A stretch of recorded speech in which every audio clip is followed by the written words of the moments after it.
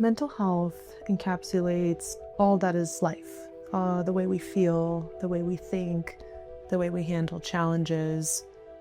Just like we exercise our physical bodies at times, taking care of our mental health is similar in that regard, that we're kind of keeping an eye on it and taking care of it.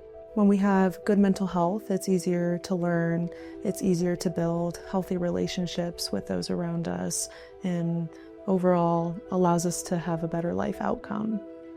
So for mental health, there's a broad range of jobs that you can do with a mental health background. Some of that might be psychologists who maybe work more on behavior and kind of research side of things, psychiatrists who are medical doctors and work in the field.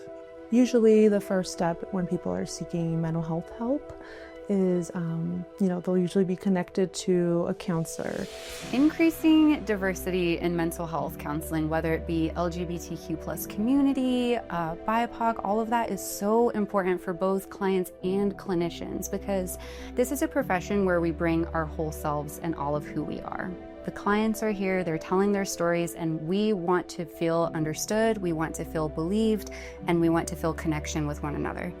I call myself a triple threat. I'm a Black queer woman, and I'm obviously a part of multiple marginalized communities. So there's only 4% of African Americans that are psychologists. It goes back to making sure that everyone has a voice, and also making sure that those specific populations feel seen, feel heard, feel validated. And they also have a safe space to release without judgment, without having to explain their experiences to someone that might not understand or might still have their own personal biases.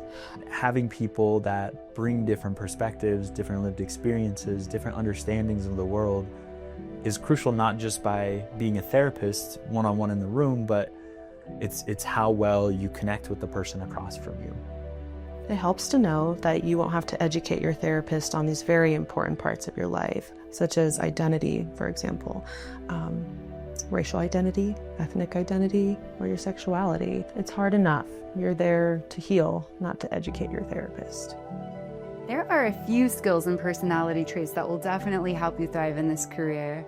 A big personality trait and skill are just people skills all around. So being able to notice what's behind the surface of what someone is saying, being able to hear what someone is saying, but also think about the things that aren't being said is such a great skill. Also, having boundaries in our own lives and caring for our own mental health is going to be a great skill in this field, because we do set an example for others by how we live our own lives. Everybody brings something unique. Everybody brings something really special about themselves and about who they are. And we all have different strengths. And it's just like a general care about other fellow humans. I would have to say you have to have patience. And you also have to have a certain type of compassion. Compassion for yourself and compassion for others. You have to be willing to still push past your own biases and be willing to help them to get down to the root of their issues. If you're thinking about entering the mental health field, a really great place to start is to seek out your coaches, teachers, mentors, anybody in your life that's supporting you through your career journey, and let them know what questions you may have and what you're thinking about. But ultimately, and I'll be 100%, if you want to be a therapist, you're going to have to go through the academic system and process to get there. If you're in high school, I suggest that you find your guidance counselor there to help walk you through starting the college application process. When you get to college, it'll be important to find an advisor that will help you choose and establish your major, and it'll help for it to be in something related as well.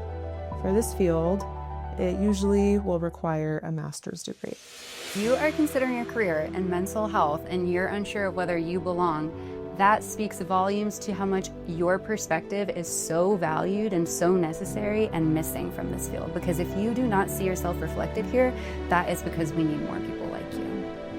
It's like how you hear the saying, be the person that you didn't have. I would say the same thing with therapy. Be the therapist that you didn't have or that you want to have.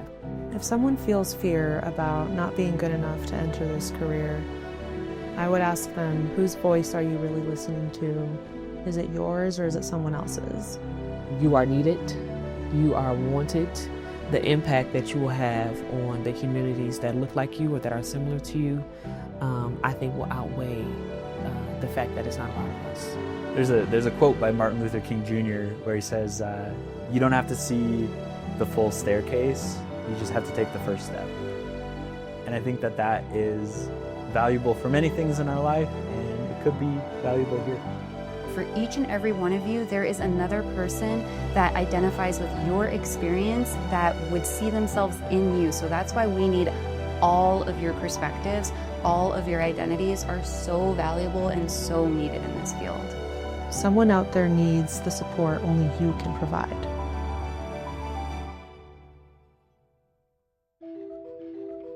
Your future clients are out there waiting for someone just like you.